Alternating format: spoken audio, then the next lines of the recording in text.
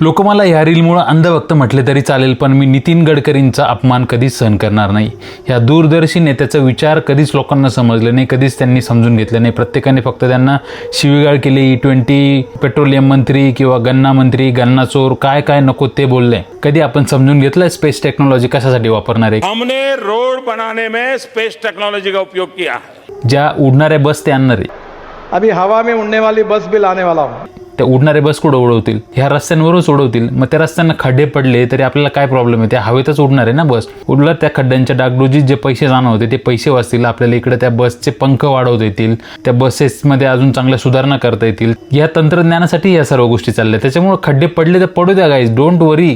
तुम्ही किती घाणघाण बोलले त्यांच्याबद्दल, त्यांच्या मुलाबद्दल सुद्धा तुम्ही खूप वाईट बोलले. आता एक बाप त्याच्या मुलाची काळजी नाही करणार का? Nitin Gadkari, we really sorry, we don't deserve you. आणि जनता म्हणून आम्ही इथं फेल झालोय. नितीनची फक्त विनंती की बस लवकर आणा. आमचे मनके मोडले, तरुण पोरांचे मनके मोडले. अजून त्यांची जवानी जायची, म्हातारे झाले तर कायच करतील. तर तेवढी रिक्वेस्ट आहे फक्त, प्लीज.